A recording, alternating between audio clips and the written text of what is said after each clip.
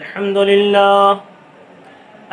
لله نحمده ونستعينه ونستغفره ونؤمن به ونتوكل عليه ونعوذ بالله من شرور أنفسنا ومن سيئات أعمالنا من يهده الله فلا مضل له ومن يضلله فلا هادي له ونشهد أن لا إله إلا الله وحده لا شريك له ونشهد أن سيدنا وحبيبنا ومولانا محمدا عبده ورسوله صلى الله تعالى عليه وعلى آله وصحبه وبارك وسلم تسليما كثيرا كثيرا. أما بعد فأعوذ بالله من الشيطان الرجيم. بسم الله الرحمن الرحيم. الحمد لله رب العالمين الرحمن الرحيم مالك يوم الدين إياك نعبد وإياك نستعين. فقال تعالى قل ادعوا الله أو ادعوا الرحمن أيما تدعوا فله الأسماء الحسنى. صدق الله مولانا العظيم. وقال رسول الله صلى الله عليه وسلم الراحمون يرحمهم الرحمن تبارك وتعالى ارحموا من في الأرض يرحمكم من في السماء أو كما قال رسول الله صلى الله عليه وسلم. قابل احترام بزرگوں، دوستوں اور ساتھیوں،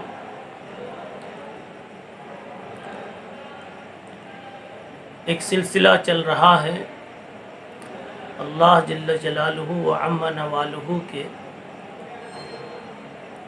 پاک ناموں کی تشریح کا، اسماء حسنہ کی تفسیر کا اور اس کے ذریعے سے تذکیر کا. رمضان شریف کا پہلا عشرہ اب قریب الختم ہے. پہلے عشرے کو جناب محمد الرسول اللہ صلی اللہ تعالی علیہ وسلم نے رحمت کا عشرہ قرار دیا ہے. آپ نے ارشاد فرمایا اولہ رحمہ.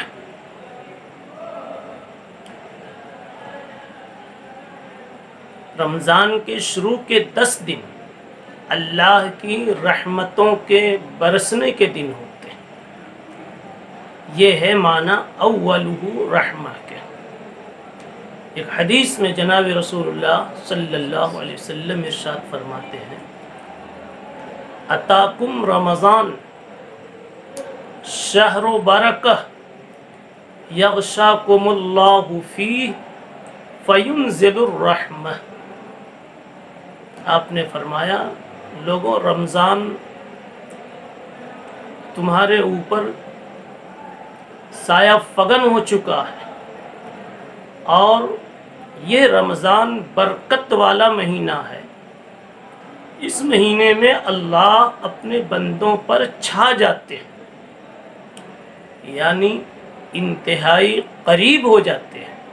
جس طرح ماں اپنے بچے کو اپنی چھاتی میں چھپا کر اس پر چھا جاتی ہے اور وہ اس کو انتہائی پیار دیتی ہے، ایسے ہی اللہ یغشاکم اللہ فیہ، اللہ رمضان کے مہینے میں اپنے بندوں کے ساتھ اس سے بھی زیادہ پیار کا معاملہ فرماتے ہیں. فینزل الرحمہ ویستجیب فیہ الدعاء. اللہ کی طرف سے رحمت کی بارش ہوتی ہے، دعائیں قبول ہوتی ہیں. وَيَحُطُّ الْخَطَايَا اللہ گناہوں کو معاف فرماتے ہیں۔ حاصل یہ ہے کہ یہ پورا رمضان کا مہینہ ہی رحمت کا مہینہ ہے، البتہ اس کے جو 10 دن ہیں اس کو خاص طور پر رحمت کا عشرہ کہا گیا ہے۔ اس مناسبت سے تذکیراً آج اللہ کے 2 نام کو پیش نظر رکھ کر اللہ کی رحمت کو ہمیں یاد کرنا ہے۔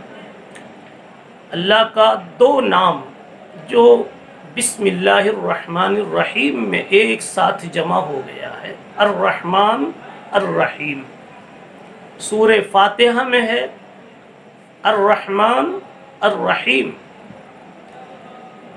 الرحمن الرحیم یہ دونوں رحمت کے لفظ سے بنے ہوئے ہیں۔ 2 صفت اللہ کی، ایک صفت رحمان ہے، ایک صفت رحیم ہے۔ پہلے تو رحمت کا معنی جاننا ہے، اس کے بعد رحمان اور رحیم کا معنی جاننا۔ ویسے رحمت کا لفظ اتنا مشہور ہے اردو میں بھی، اور اس قدر محسوس ہے دلوں میں اور دماغوں میں کہ بتانے کی ضرورت نہیں ہے، لیکن علماء نے جو اس کی تفسیر کی ہے وہ یہ ہے کہ کسی کی حالت دیکھ کر اس کی طرف دل کا ہمدردی کے ساتھ متوجہ ہو جانا، کسی پر دل کی ہمدردی کے ساتھ متوجہ ہو جانا، کسی کی کوئی بھی حالت دیکھ کر۔ کبھی کسی کی دکھی حالت دیکھ کر انسان کا دل متوجہ ہوتا ہے، اور کبھی کسی کی اچھی حالت دیکھ کر کے بھی انسان کا دل متوجہ ہو جاتا ہے۔ مثلا ایک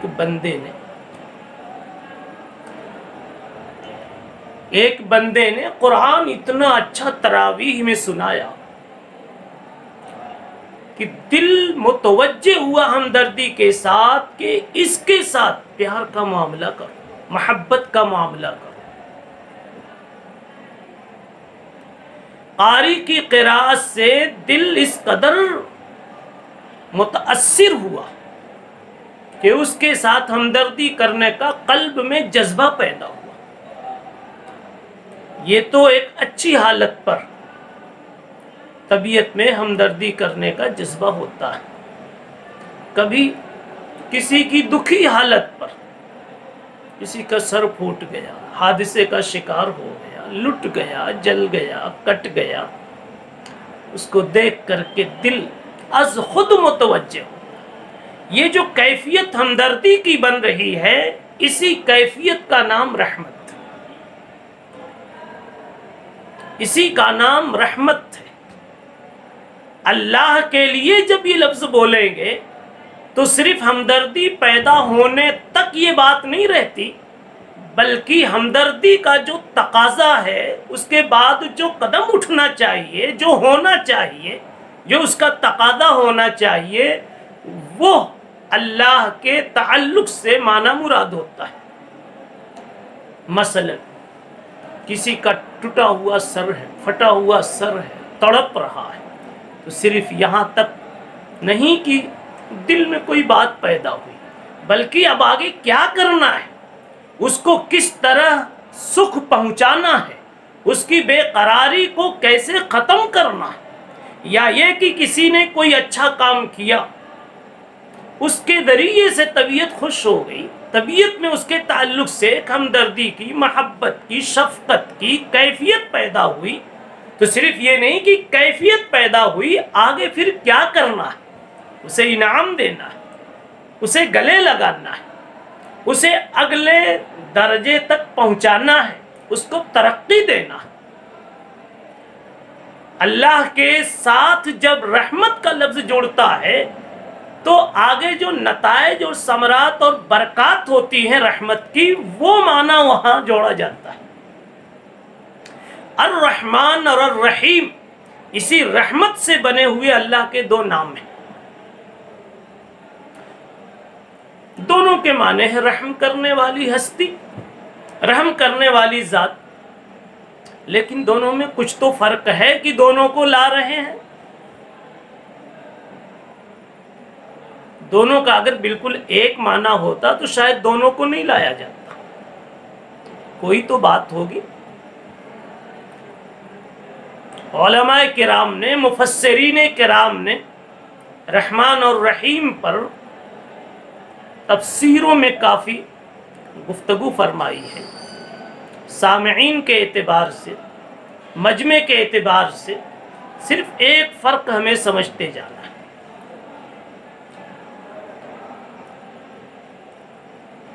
وہ فرق یہ ہے کہ رحمان کہتے ہیں رحمان کہتے ہیں عام الرحمہ کو، اور رحیم کہتے ہیں تام الرحمہ کو۔ میں سامعین سے پھر ایک مرتبہ عرض کروں گا کہ اگر کوئی بات مشکل، کوئی لفظ مشکل کانوں میں پڑ رہا ہو تو گھبرانے کی بات نہیں۔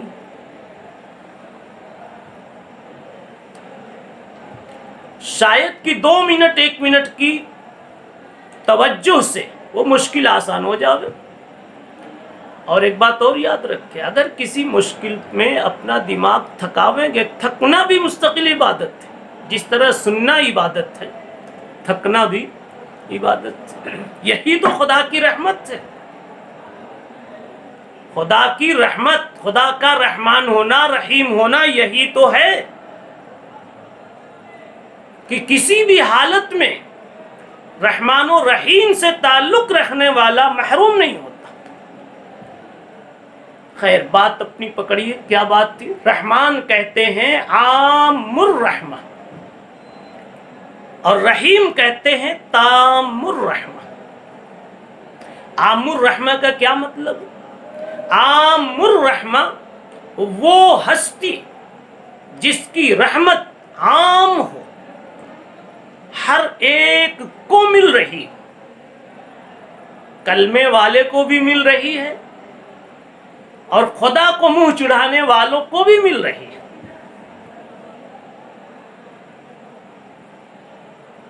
سیدنا موسیٰ علیہ السلام کو بھی اس کی رحمت مل رہی ہے، مقابل میں آئے ہوئے دشمن خدا فرعون کو بھی اس کی رحمت مل رہی ہے۔ سیدنا ابراہیم علیہ السلام کو بھی اس کی رحمت مل رہی ہے، نمرود کو بھی اس کی رحمت مل رہی ہے۔ رحمان اس ہستی کو کہتے ہیں جس کی رحمت عام ہے، طاعت پر، ایمان پر موقوف نہیں ہے۔ وہ رحمت جس طرح مسلمانوں کو نصیب ہوتی ہے، کفار کو، مشرکین کو، ملحدین کو، ہر ایک کو نصیب ہوتی ہے۔ آپ غور کریں، آخر یہ اللہ کے کس نام کا رزلٹ ہے اور انجام ہے؟ اللہ کے کس نام کی برکت ہے کہ جس طرح کلمے والے کے درخت پر پھل آتا ہے، بے ایمانوں کے درختوں پر بھی تو پھل آتے ہیں۔ یہ کس کی برکت ہے؟ اسی لفظ رحمان کی برکت ہے۔ جس طرح ایک مومن کی زمین کھیتی اگاتی ہے، کفار کی زمین بھی کھیتیاں اگا رہی۔ شیخ سعدی رحمت اللہ علیہ فرماتے ہیں، ادیم زمین سفرے عام اوست، چے دشمن بری خان یغما چے دوست۔ اللہ تعالیٰ کہتے ہیں میری زمین سب کے لیے دسترخوان ہے۔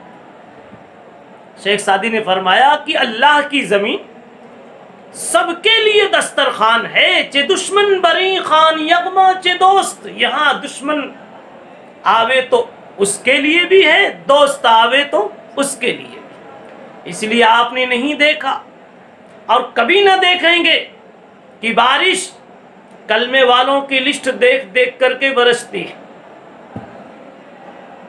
سب کی چھتوں پہ بارش آتی ہے، سب کی چھتوں پہ آفتاب اپنی شعائیں بکھیر رہا ہے، اپنی گرمی دکھا رہا ہے، چاند کی چاندنی سب کو مل رہی ہے، ہواؤں کی خنکی سب کو مل رہی ہے، پانی جس طرح کلمے والے کی پیاس بجھا رہا ہے، بے ایمانوں کی پیاس بھی بجھا رہا ہے، جس طرح اطاعت گزاروں کی پیاس بجھا رہا ہے، خدا کے نافرمانوں کی بھی پیاس بجھا رہا ہے۔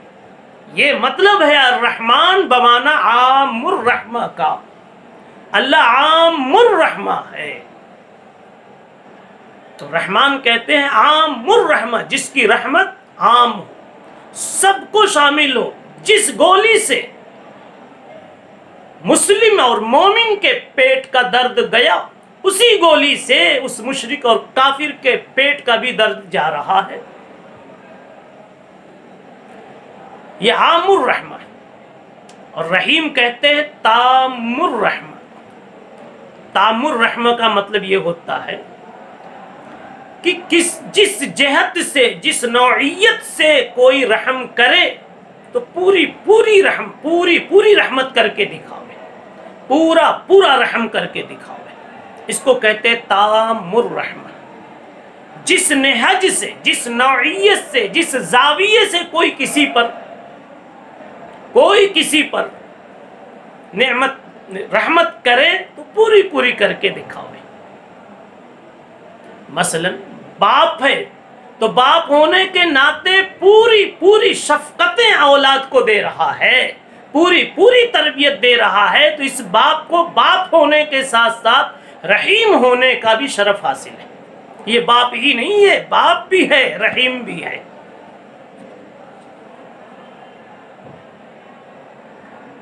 ایک آدمی کسی کا کفیل بن جاتا ہے کہ تیری ساری ذمہ داری میرے اوپر، اس زاویے سے مکمل اس کے اوپر توجہ رکھتا ہے، چھوٹے بڑے ہر خرچے کو وہ اپنی سعادت سمجھتا ہے، اپنی ذمہ داری سمجھتا ہے اور پوری کر رہا ہے، تو اس کا اس انداز سے چلنا اور اس کے اوپر خرچ کرتے رہنا، اپنی ذمہ داری سنبھالتے رہنا،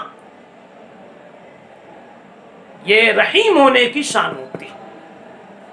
ایک معلم ہے، تعلیم کی جہت سے طلباء کے اوپر اگر ساری توجہ جمائے ہوئے ہے اور بڑی تفصیل سے انہیں سمجھا رہا ہے کہ رحمان کسے کہتے ہیں اور رحیم کسے کہتے ہیں اور اللہ کسے کہتے ہیں اور بسم اللہ الرحمن الرحیم کسے کہتے ہیں، تو شاید پوری توجہ سے، پوری تفسیر سے سمجھانے والا بھی ان کے حق میں رحیم کہلائے گا۔ ایک پیر ہوتا ہے، اپنے مریدین کو، جو مریدین اس لیے ان کے قدموں میں آئے تھے تاکہ وہ ان کی بھولی ہوئی اور ان کی نہ سمجھ میں آنے والی غلطیوں پر ان کو تنبیہ کر کے ان کی اصلاح کرے، اس میں وہ پوری دلچسپی لیتا ہے اور حق ادا کرتا ہے، تو اس زاویے سے اس کو ان کا رحیم کہا جائے۔ جناب محمد رسول اللہ صلی اللہ تعالی علیہ وسلم کو بالناس رؤوف الرحیم کہا گیا۔ لوگوں پر آپ رؤوف ہیں اور رحیم ہیں، اس لیے کہ نبی ہونے کی حیثیت سے، ہادی اور مرشد اور پیغامبر ہونے کی حیثیت سے، مصلح ہونے کی حیثیت سے آپ نے شفقت کا، رحمت کا، محبت کا حق ادا کر دیا۔ ایسا حق ادا کیا، اس کے بعد حق کی کوئی اور کڑی، کوئی اور اس کا کوئی اور جزو باقی نہیں رہ جاتا۔ اس لیے قرآن مجید نے نبی پاک صلی اللہ علیہ وسلم کی صفات میں رؤوف الرحیم کا رحیم کہا ہے۔ علماء کرام ایک بات کہتے ہیں، اسی فرق کو سامنے رکھ کر کے کہتے ہیں کہ رحمان جو صفت ہے اللہ کی، اس کا اطلاق اللہ کے غیر پر نہیں کرنا چاہیے۔ یعنی غیر اللہ کے لیے، اللہ کے علاوہ کسی بھی مخلوق کے لیے رحمان کا لفظ بولنا جائز نہیں ہے، اس لیے کہ وہ عام الرحمت ہوتا ہے، ساری رحمتیں کرنے والا اور سب پر کرنے والا، اور ظاہر سی بات ہے کہ مخلوق میں ایسا کوئی نہیں ہو سکتا۔ اور رحیم، اس کا اطلاق اللہ پر بھی صحیح ہے اور اللہ کے علاوہ مخلوق پر بھی صحیح ہے، اس لیے کہ کسی بھی ایک زاویے سے، کسی بھی ایک نوعیت سے اس نے رحمت کی تکمیل کر دی، اپنے بس تک، اپنی مستطاع تک، اپنی طاقت کی حد تک، اپنی امکان کی حد تک، تو اس پر رحیم کا اطلاق کرنا جائز ہے۔ اس لیے اگر کسی کا عبد الرحمن نام ہو تو کبھی بھی غلطی سے اس کو صرف رحمان نہیں کہنا چاہیے، اس لیے کہ وہ بندہ ہے۔ عبد الرحمن کو رحمان کہنا جائز نہیں ہے، ہاں عبد الرحیم کو اگر رحیم کہہ دے میں صرف تو اس کی اجازت ہوگی۔ تو رحمان اور رحیم دونوں میں رحمت کا معنی ہے۔ علماء کرام یہ بھی فرماتے ہیں، بعض علماء کرام نے یہ بھی لکھا کہ رحمان کا اطلاق دنیا کے اعتبار سے ہے، رحیم کا اطلاق آخرت کے اعتبار سے، اس لیے کہ دنیا میں اللہ کی رحمت عام ہوتی، سب کو ملتی ہے، اپنوں کو بھی غیروں کو بھی، اور آخرت میں رحمت کی تتمیم اور تکمیل ہوتی ہے، یعنی رحمت کا جتنا حق ہے اتنا سارا حق دے دیا جاتا ہے، اور سارے حق کی جگہ رحمت مکمل ملنے کی جگہ آخرت۔ ایک بات اور سمجھنے کی ہے، شاید اس کے جاننے سے، اور یہ بات بہت جلد دماغ میں بیٹھ جائے گی، علامہ ابن قیم رحمۃ اللہ علیہ کی ہے، فرماتے ہیں رحمت کی جو ذات ہے، رحمت والی جو ذات ہے وہ تو رحمان ہے، اور رحمت کرتی ہوئی جو ذات ہے وہ رحیم ہے۔ کیا مطلب؟ ایک آدمی دل والا تو ہے لیکن دل ابھی دکھایا نہیں، اور ایک آدمی وہ ہے جو دل والا ہے، وہ دل دکھا بھی رہا ہے۔ تو صرف دل والا ہے یہ ایک الگ صفت ہے، دل والا ہے، اور یہ دوسرا آدمی جو دل والا بھی ہے اور دکھا بھی رہا ہے، لٹا بھی رہا ہے، کھلا بھی رہا ہے۔ کہنے علامہ ابن قیم فرماتے ہیں کہ جب تک صرف وہ صفت والا ہے، رحم والا ہے، رحمت والا ہے اور رحمت کی ذات ہے، اس اعتبار سے تو اس کو رحمان کہا جاتا ہے، اور جب وہ دینے لگا اس اعتبار سے اس کو رحیم کہا جاتا ہے۔ اور ہمارا اللہ دونوں حیثیت رکھتا ہے، وہ دل والا بھی ہے، رحم والا بھی ہے، یعنی اس کی ذات رحم والی ہے، اور اس کا ہاتھ رحمت بانٹنے والا ہے، اس لیے اللہ رحیم بھی ہے اور اللہ رحمان بھی ہے، یعنی اللہ میں دونوں خوبی ہے، دل والا بھی ہے اور دل دکھانے والا بھی، دکھانے والا نہیں بھائی، دل دکھانے والا بھی ہے، یعنی دل سے کسی کو عطا کرنے والا بھی ہے۔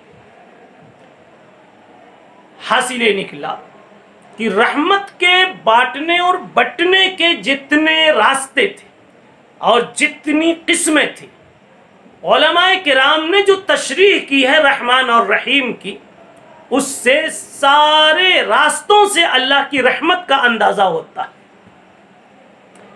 اور اسی سے یہ بات سمجھ میں آئی، ہم چاہے کتنے بھی گنہگار ہوں، خدا کی رحمت ہم کو بھی مل سکتی، اس لیے کہ رحمان کہتے ہی اس کو ہیں جو اچھوں کو بھی دے اور بروں کو بھی دے۔ گویا لفظ رحمان میں نافرمانوں کو، گنہگاروں کو بھی امید بد جاتی، اور اسی نام کا یہ اثر ہے کہ اللہ 60 سال تک کی مہلت دیتا ہے کہ شاید اب توبہ کر کے باز آ جاؤ۔ ہر وقت اس کی طرف سے ایک آواز لگتی رہتی ہے، میرے بندو اب تو آ جاؤ، اب تو آ جاؤ، باز آ باز آ، ہر چہ ہستی باز آ۔ این در گہے ماں در گہے نہ امیدی نیست، باز آ ہر چہ ہستی باز آ۔ کچھ بھی ہو تم آ جاؤ نا واپس، یہاں نا امیدی کی بات نہیں ہے، اس لیے کہ میری رحمت ہی نے تم کو اب تک جینے دیا ہے کہ تم 60 کی عمر کو پہنچ رہے ہو، ابھی تک تم معبودان باطلوں پر پیشانیاں ٹیک رہے ہو، ابھی بھی میں نے چانس دیا ہے، ابھی تک کبھی تمہاری آنکھ نہیں کھلی، تم بیدار نہیں ہوئے، مگر میں نے تھپڑ نہیں لگایا، چاہتا تو تمہاری کھوپڑی کو پاگل پن میں تبدیل کر دیتا، چاہتا تمہیں اندھا کر دیتا، لولا لینگڑا کر دیتا، مجبور محض کر دیتا، میں نے نہیں کیا، اس لیے کہ میں رحمان ہوں اور انتظار کر رہا ہوں شاید اب آ جاؤ۔ میری رحمت تو وسیع ہے، ان رحمتی وسعت کل شیء۔ شیطان کا ایک لطیفہ جو مشہور ہے وہ یاد آیا۔ امام رازی رحمت اللہ علیہ سے شیطان کی کوئی اس طرح کی بات ہوئی یا کسی اور سے، وہ جس انداز میں بھی بات ہوئی ہو، ہمیں تو سبق لینے کے لیے صرف روح واقعہ سے بحث مقصود ہے کہ شیطان کہنے لگا کہ ان رحمتی وسعت کل شیء، اللہ کہتے ہیں میری رحمت ہر چیز پر مشتمل ہے، ہر ایک کو شامل ہے، ہر ایک کو ملنے والی، ہر چیز کو ملنے والی، ہر شے کو ملنے والی۔ تو شیطان کہتا ہے میں بھی تو ایک شے ہوں، محبوب نہ صحیح مبغوض صحیح، میں بھی تو ایک شے ہوں، کچھ تو ہوں۔ اور اللہ تعالیٰ کہتے ہیں ان رحمتی وسعت کل شیء، ہر شے کو ملنے والی میں بھی تو ہوں، اس لیے آخرت میں مجھ پر بھی اللہ کی رحمت ہوگی۔ خیال میں یہ بات آئی ہوگی کہ شیطان کسی کو یہ کہہ سکتا مجھ پر بھی آخرت میں اللہ کی رحمت ہوگی، قرآن سے ثبوت ملتا۔ امام رازی رحمت اللہ علیہ نے اس کا کوئی جواب نہیں دیا اور اس سے اعراض کر لیا کہ تمہارا معلوم ہونا تو متعین ہے، اللہ سے دور کی رحمت سے دور ہونا تو تمہارا متعین ہے۔ علامہ تھانوی رحمت اللہ علیہ فرماتے ہیں کہ انہی مشائخ کی برکت سے میرے دل میں ایک جواب آیا، شیطان اگر مجھ سے بات کرے تو میں اسے چپ کر دوں گا، میں اس سے یہ کہوں گا کہ ان رحمتی وسعت کل شیء، میں ہر شے کو رحمت ہوگی، تم کو بھی رحمت ملے گی، پھر بھی تو اللہ کی لعنت سے، اللہ کے عذاب سے محفوظ نہیں رہے گا، تو جہنم سے اور سزاؤں سے محفوظ نہیں رہے گا، اگرچہ کہ کل شیء میں تم بھی شامل ہو، یعنی اللہ کی رحمت تم کو ملے گی، مگر پھر بھی تم عذاب سے اور لعنت سے، خدا کی پکڑ سے محفوظ نہیں رہو گے۔ اس لیے کہ اللہ تعالی جتنا تم کو عذاب دے گا، بتاؤ اس سے زیادہ عذاب دینے پر قادر ہے کہ نہیں؟ مثلا 100 کوڑے لگانے پر کوئی قادر ہے، لیکن لگایا اس نے صرف 98 کوڑے، 2 کوڑے چھوڑ دیے، تو بتاؤ یہ جو 2 چھوڑ دیا تو کوڑے لگانے والے نے رحم کیا کہ نہیں کیا؟ ایسی اللہ تعالیٰ تم کو جتنا عذاب دیں گے اس سے زیادہ دینے پر وہ قادر ہے، لیکن وہ نہ دے کر کے اتنا دے کر کے تم کو چھوڑ دیا، یہ شکل ہوگی تمہارے اوپر رحمت کی، کہ باوجود اس کے کہ تم بھی اس آیت میں شامل ہو مگر خدا کے عذاب سے بچو گے نہیں۔ اگر اس نے تمہیں 200 کوڑے لگائے پھر بھی وہ 300 بھی تو لگا سکتا تھا، 300 لگایا تو 400 بھی تو لگا سکتا تھا۔ بہرحال شیطان تو انسانوں کو بہکانے کے لیے آتا ہے، اور شیطان کے تعلق سے جو عقیدہ ہے اہل اسلام کا، اس میں وہ رخنا ڈالنے کے لیے، کمزوری پیدا کرنے کے لیے وہ آتا ہے کہ کسی کو یہ کہلوا دے کہ شیطان بھی بخش دیا جائے گا۔ نہیں، اس سے کہہ دو کہ حضرت تھانوی نے جو بات کہی ہے وہ بہت ہی معقول بات کہی ہے کہ کل شے میں اگر تم داخل بھی ہو پھر بھی خدا کے عذاب سے تم محفوظ نہیں رہو گے، اور اتنا عذاب اور اتنی لعنت تم کو مل کے رہے گی جس قدر لعنت تمہاری شرارت کے عوض میں ہونی چاہیے۔ رحمت اللہ تعالیٰ کی ایک خاص صفت ہے میرے بھائیوں، ہر کوئی جو جی رہا ہے وہ اللہ کی اسی صفت رحمت کے صدقے میں جی رہا ہے۔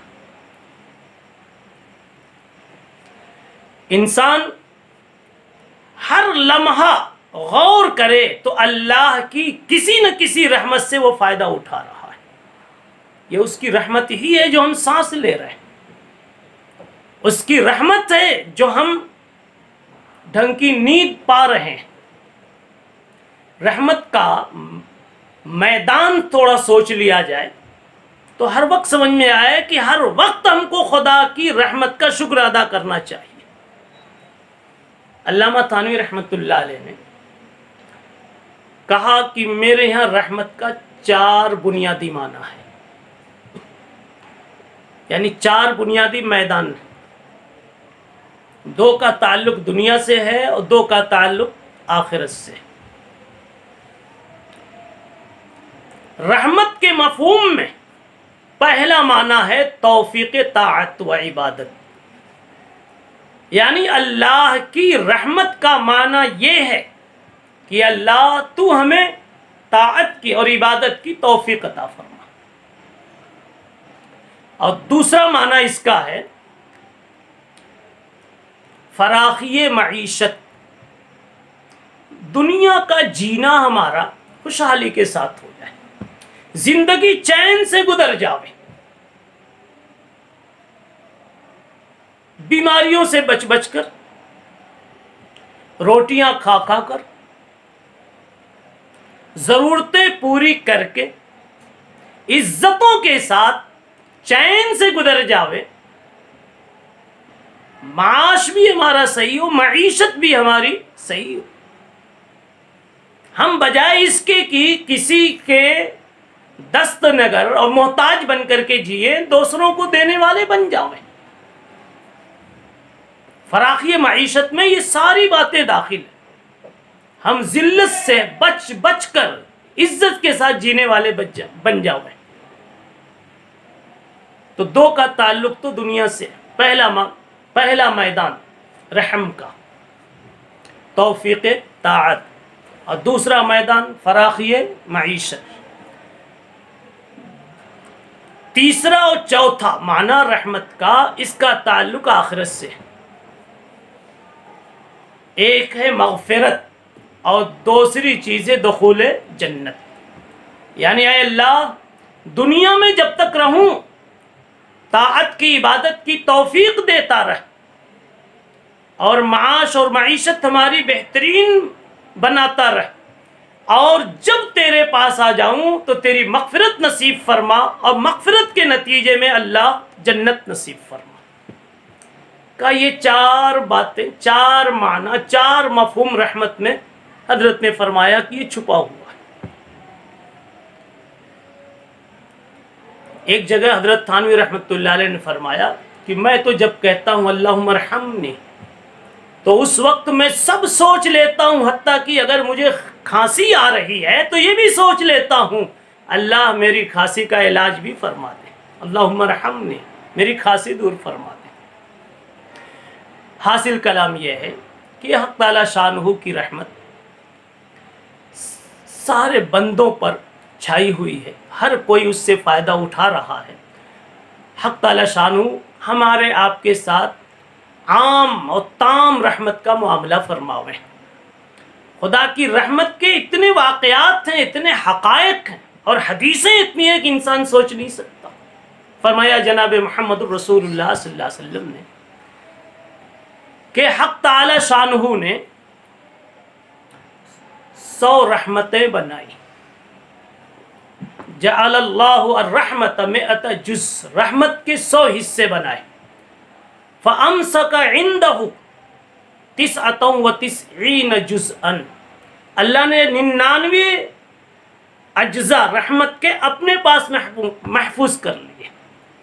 وَأَنزَلَ جُزْءًا وَاحِدًا، ایک جزو حق تعالی شانہ نے رحمت کا وہ زمین پر اتارا، جس کے نتیجے میں فَمِن ذَلِكَ الْجُزْء تَرَحُمُ الْخَلَائِقِ، اس ایک رحمت کے صدقے میں ہر جاندار کو دیکھتے ہو کہ اس کو کسی نہ کسی کے ساتھ ہمدردی، شیرنی کو اپنے بچے سے، ہر جانور کو اپنے بچے سے، شیر جو دھاڑنے والا ہے، چیڑ پھاڑ کرنے والا ہے، اس کو بھی تو اپنے بچوں سے پیار ہے۔ مرغی کو اپنے بچوں سے کس قدر پیار ہے۔ انسانوں میں ماں باپ کو اپنی اولاد سے کس قدر پیار ہے، یہ سب اللہ کی رحمت کا نتیجہ، اللہ کی صفت رحمت کا سایہ پڑتا، اللہ کی رحمت کی برکت اترتی ہے، اس کے نتیجے میں حق تعالی شانہ مخلوق کے دلوں میں بھی رحم ڈال دیتے ہیں۔ اور مخلوق کا کوئی ایک جملہ، ایک لفظ کبھی کبھی اللہ کو اتنا پیارا لگ جاتا ہے کہ اللہ اپنی رحمت کی بارش اس وقت برسا دیتے ہیں۔ امام رازی رحمۃ اللہ علیہ فرماتے ہیں کہ ایک آدمی سویا ہوا تھا، ایک آدمی سویا ہوا تھا، اس نے رات میں کروٹ لیتے ہوئے کسی موقع پر کہہ دیا اللہ، کچھ جگ رہا تھا کچھ سو رہا تھا، اسے یاد بھی نہیں، آدمی کہہ دیتا۔ وقت آیا کبھی اپنے موقع پر اس کا انتقال ہوا، کسی نے اسے خواب میں دیکھا، پوچھا تیرا کیا ہوا؟ تو کہتا ہے کہ میں تو گنہگار آدمی تھا، مجھے تو کوئی امید نہ تھی، لیکن اللہ تعالیٰ نے میرے ساتھ کرم کر دیا۔ اللہ تعالیٰ نے میرا جب دفتر کھولا تو خود ہی کہا اما تذکر لیلتک وتقول اللہ، تمہیں وہ رات یاد نہیں جس رات میں تو سویا تھا اور کروٹ لیتے ہوئے تو نے اللہ کا لفظ بولا، اس حالت میں تیری زبان سے جو نکلا تو مجھے بڑا پسند آ گیا۔ سچی بات یہ ہے کہ پیا جسے چاہے سہاگن وہی ہے، اللہ کو جس پر پیار آ جاوے وہ رحمت کا حقدار بن جاتا ہے، خدا کی محبت کا حقدار بن جاتا ہے۔ تو اللہ تعالیٰ نے کہا کہ تو نے مجھے بڑے پیار سے یاد کیا تھا، اللہ کہا تھا کروٹ لیتے ہوئے، اس کی بنیاد پر میں نے تم کو معاف کر دیا۔ ایک بزرگ گزرے یحییٰ ابن اقسم رحمۃ اللہ علیہ، ان کا انتقال ہوا، کسی نے ان کو بھی خواب میں دیکھا تو پوچھا کیا ہوا؟ کہنے لگے حاضر ہوا اللہ کی بارگاہ میں، اللہ تعالیٰ نے کہا کیا لائے ہو میرے لیے؟ میں نے کہا اللہ 55 حج لے کے آیا ہوں، 55 حج لے کر آیا ہوں، 55 حج۔ اللہ تعالیٰ نے کہا مجھے معلوم ہے، لیکن ایک حج بھی تیرا مقبول نہیں ہے، مجھے معلوم ہے تیرے 55 حج، مگر سارے کے سارے غیر مقبول ہیں۔ اور کیا لائے ہو؟ کہا 152 قرآن مجید کا ختم لے کر کے آیا، 152 152 قرآن مجید کا ختم لے کر آیا۔ اللہ تعالیٰ نے کہا کلھا غیر مقبول، ایک بھی مجھے اچھا نہیں لگا، تیرا کوئی ختم مقبول نہیں۔ اور کیا لائے ہو؟ انہوں نے رفتہ رفتہ کچھ اپنی نمازیں بتائی، روزے بتائے اور کیا کیا بتائے۔ اللہ تعالیٰ نے کہا مگر کچھ بھی تیرا پسند نہیں آیا۔ ارے ان کا پسند آیا کہ نہیں آیا، ہمیں اپنا تو سوچنا چاہیے کہ ہمارا کیا ہوگا۔ ان کا تو رہا ہی ہوگا اس قابل کی پسند آ جاوے، ہماری تو کسی کل کا بھی ٹھکانہ نہیں ہے۔ نماز کی تحریمہ سے لے کر سلام تک کوئی ٹھکانہ نہیں، کسی کو یاد بھی نہیں رہتا کہ ابھی سجدے سہو جب مسجد میں ہو جاتا ہے نا، 3 رکعت ہوئی کہ 4 رکعت تو پتہ چل جاتا ہے، لقمہ دیتے ہوئے سبھی ڈرتے، پتہ نہیں تیسری ہے کہ چوتھی ہے، الا ماشاء اللہ کچھ لوگ ہوتے ہیں جو حاضر دماغی سے اور حضور قلب سے نماز پڑھتے ہیں۔ اللہ تعالیٰ نے کہہ دیا یحییٰ تیری کوئی نیکی پسند نہیں آئی، اب بتا تیرے کو کیسے بخشوں، کیا کیا کیا سرمایہ لے کر کے آیا۔ اب کہا اللہ رجاء رحمتک، رجاء رحمتک، یا اللہ میں بھی مان گیا میری عبادتیں اس قابل کہاں کی مغفرت و جنت ملے، لیکن تیری رحمت کی امید اور رحمت کو سہارا بنا کر آیا ہوں، یا اللہ تیرے اوپر بھروسہ کر کے آیا ہوں، میری نمازیں نہ بخشوا سکیں اور میرے حج کام نہ آ سکیں تو اللہ تیری رحمت تو ضرور کام آئے گی، رجاء رحمتک۔ اللہ تعالیٰ نے کہا یحییٰ اب تیرا کام بن جائے گا، اب تو نے صحیح بات بتائی، یہ جو امید لے کر کے آئے، اعتقاد لے کر کے آئے، یہ اصل چیز ہے۔ اور میرے بھائیوں صحیح بات تو آخرت میں یہی ہے کہ اگر اعمال کی بنیاد پر کوئی جنت میں جانا چاہے تو کسی کے بس کی بات نہیں۔ ایک حدیث میں جو بخاری شریف میں ہے، جناب رسول اللہ صلی اللہ تعالی علیہ وسلم ارشاد فرماتے ہیں کسی کو بھی اس کا عمل جنت میں داخل نہیں کر سکتا۔ پوچھا گیا ولا انت یا رسول اللہ، آپ کو بھی آپ کے عمل سے جنت نہیں ملے گی؟ آپ نے ارشاد فرمایا ولا انا، مجھے بھی نہیں ملے گی، میرا بھی داخلہ عمل سے نہیں ہوگا، الا ان یتغمدنی اللہ برحمہ، اللہ تعالیٰ کی رحمت اگر مجھے چھو لے وے تو پھر میری بھی مشکل حل ہو جائے گی، میرا کام بن جائے گا۔ ورنہ انسانوں کو اللہ نے اتنا کھلایا ہے، اتنا پلایا ہے، اتنا نوازا ہے دنیا میں کہ اس کی نیکیاں تو اس کے شکرانے میں کٹ جائیں گی، ختم ہو جائیں گی، نعمتیں باقی رہ جائیں گی، پھر کیا بچے گا جس کے نتیجے میں وہ جنت میں جائے گا؟ لے دے کر کے ایک ہی سرمایہ رہا، وہ ہے رجاء و رحمت اللہ سبحانہ و تعالی، اللہ تعالیٰ کی رحمت کی امید۔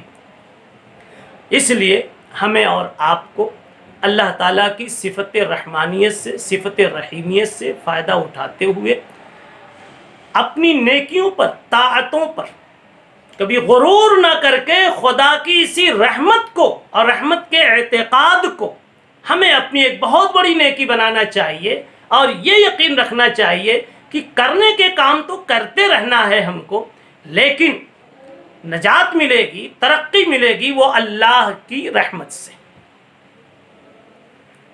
کوئی سوچ سکتا ہے پھر اعمال کرنے کی کیا ضرورت، اتنے ختم پڑھنے کی کیا ضرورت، اتنی تسبیح پڑھنے کی کیا ضرورت؟ ابن حجر رحمۃ اللہ علیہ ایک بہت بڑے محدث ہیں، انہوں نے بہت صاف کر دیا، کہا بھائی قرآن مجید میں تو آیا ہے نا تِلْكَ الْجَنَّةُ الَّتِي أُورِثْتُمُوهَا بِمَا كُنْتُمْ تَعْمَلُونَ، جنت ملے گی تمہارے عمل کے نتیجے میں، تو پھر رحمت کی بات کیسے ہوئی؟ بہت صاف انہوں نے کر دیا، فرمایا کہ دیکھو داخلہ جنت تو ہر ایک کا اللہ کی رحمت سے ہوگا، اور رحمت ملے گی انسان کے نیک عمل کے صدقے میں، رحمت ملے گی انسان کے کسی نیک عمل کے صدقے میں۔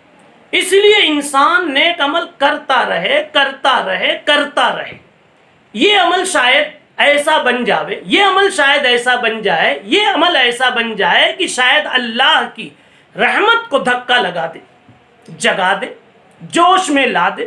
اس لیے ہر لائن کی نیکی کرتے رہنا چاہیے، عبادتیں بھی کرو، اخلاق بھی دکھاؤ، لوگوں کے کام بھی آؤ، ہر فیلڈ میں کچھ نہ کچھ نیکی کرتے رہو کہ شاید یہ نیکی اللہ کی رحمت کو جوش میں لا دے وے۔